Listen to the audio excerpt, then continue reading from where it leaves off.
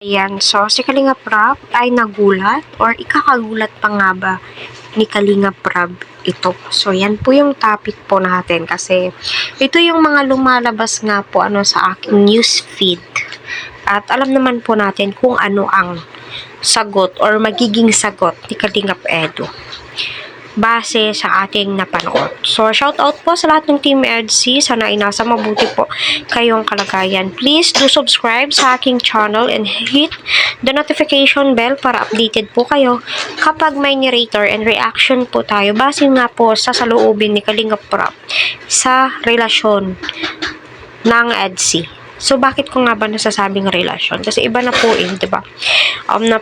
Nasabi na din po ni Kalingap Edu kung ano na nga ba yung sitwasyon nila ni Beyonce doon mismo sa birthday party.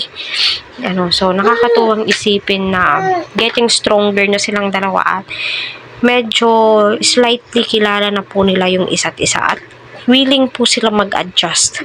Lalong-lalo na po si Kalingap Edu, di ba? Unang-una sa lahat, sa kabila ng mga bashing kay Kalingap Eds, mula noon hanggang ngayon, hindi po talaga mawawala yan. Still nananatili siya sa Kalingap, loyalty niya. Kasi unang-una sa lahat, isa po ang Kalingap sa nagbigay daan, kung bakit may isang Kalingap Edu. Diba? At kung walang Kalingap, walang Edu, diba?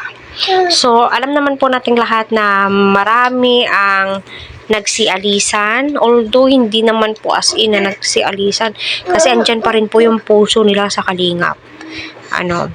At masasabi mo po talaga na grabe po yung pagmamahal ni Edu sa Kalingap, especially sa kanyang pinsan na itong si Kalingap Prab. Kasi pinsang buo po talaga sila di ba?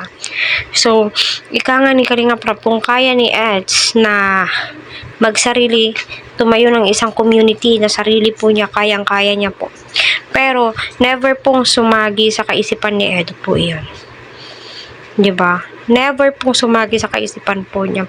Biruin nyo noon, nung hindi pa po siya pinurpursue ni Kalingap Prab, yung sinasabihan na, Eds, mag-upload ka sa YouTube mo, ganito kasi sayang naman.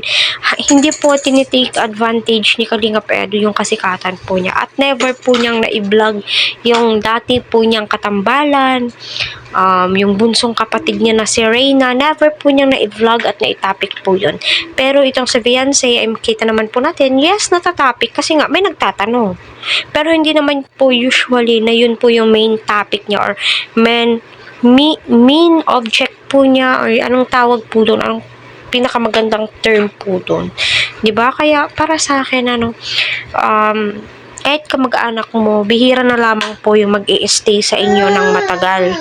Lalong-lalo na kapag may sarili ng kumikita na, yung iba magsasarili po talaga. Pero never po sumagi kay Edu po iyan.